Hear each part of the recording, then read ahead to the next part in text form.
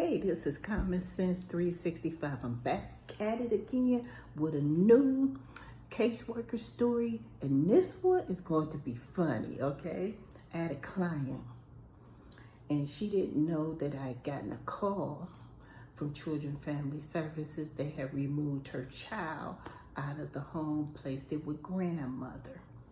Sorry to say, my client was addicted to drugs.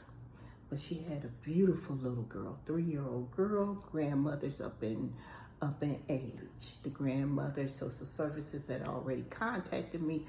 I had switched all of the benefits over to grandma so she could take care of the child.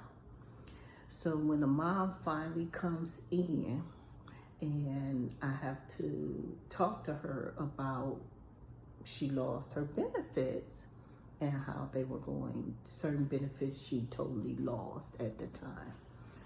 Well, she freaked out. Oh my God, she freaked out. She told me what was she gonna do and all of this, and I'm trying to help her with other resources, but she couldn't hear me. She couldn't hear me. She was just into the fact, and immediately she said, I can't get my prescriptions. I can't get my prescriptions. So where I worked at, I wasn't too far from public health clinics. So I recommended these clinics. And this lady for 20 minutes, she literally sat in my seat, rocking back and forth, talking about, you know, she really wanted to say, I can't get my drugs, but she was addicted to painkillers, you know, long story short. And she literally just like broke down and you know, was freaking out because now she couldn't go and get access because she lost whenever they used to remove a child, excuse me, a child out of the home, and this was her only child. Then it took away the medical from the parent. And so therefore she no longer had medical coverage. And so therefore she had 30 days, but it was gonna end the next month. And so I told her if she was medical dependent, please have your doctor fill out this form. Sadly to say, I never seen her again. I never heard from her again. Good news was that the 3-year-old was being well kept by the grandmother, but the grandmother did have some concerns because she was up at age, and the grandmother was worried about what if I pass away? I need to have some things in order because I know my granddaughter is not going to ever be capable of raising her daughter. And this was actually the grandmother's great-granddaughter that she was taking care of. So the moral of this story is, when you become a parent, be committed to being a parent. You have to give up your habits. If you find yourself addicted and pregnant, seek help immediately. Do not wait until the baby is born. The system will take your baby if they find drugs in the baby's system. Then you're also putting your baby in harm's way via intro, you know, in the womb, and everything can develop and have developmental effects by being emerged and exposed to drugs and everything. But this was during the time of the beginning of the fentanyl epidemic. And it was terrible, because I can literally say when fentanyl hit the state of Ohio, it knocked the state of Ohio to its knees. There were more children being more children being abandoned, more children being turned over to governmental family services. They had to be housed with grandma, grandpa, aunts and uncles, and everything. It's still going on. It has not stopped. But the moral of this story is that you have to prepare yourself when you're a parent and when you are on government assistance, especially Medicaid.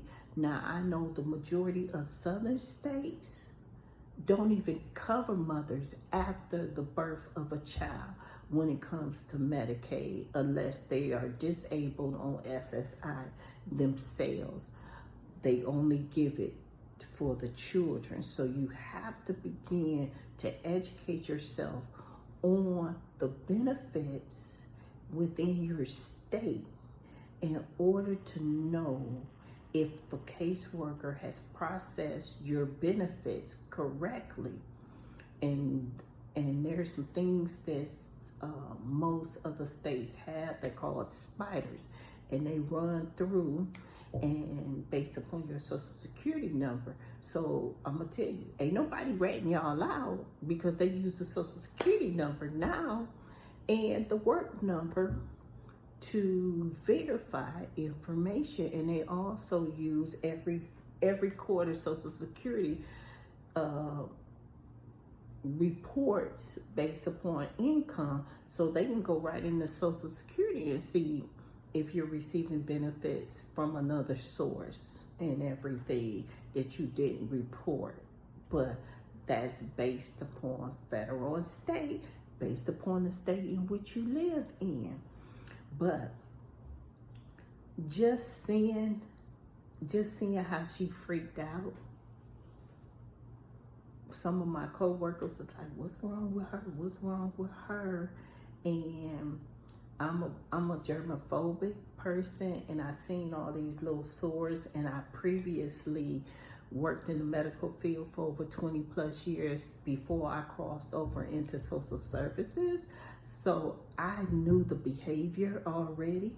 So with me, I'm kind of, when I know what I'm dealing with, and I know that I gotta protect myself because I don't know if they're gonna freak out on me,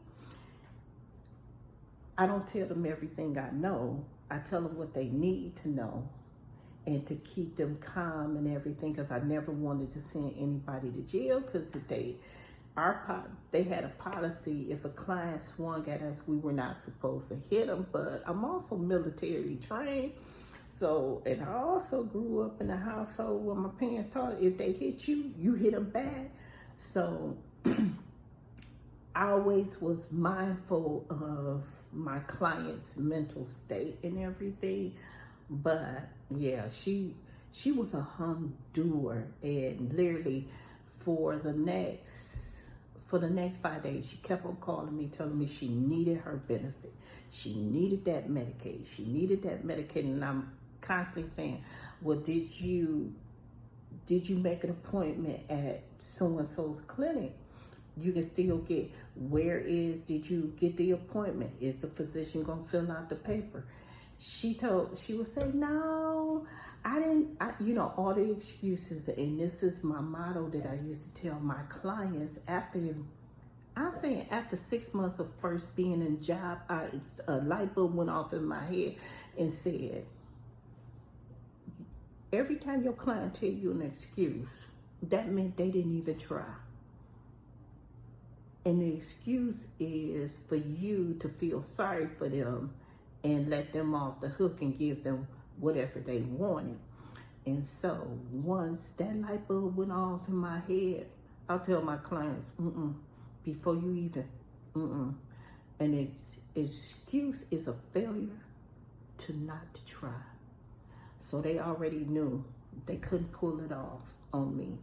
But she never showed up. I gave her 30 days before the case was going to actually close. She never showed up. She called me the first 5 days, and then after that, nothing from her. Nothing from her after that. She never walked back in with the piece of paper. I never got it via fax or email, nothing. So I already knew that she was only using her child to be her resource for her livelihood. And on the other side, I hope you guys like this story. I want you guys to start commenting, talking about it, telling me what you want to talk about in reference to caseworker stories, okay? And on the other side note, have a blessed day.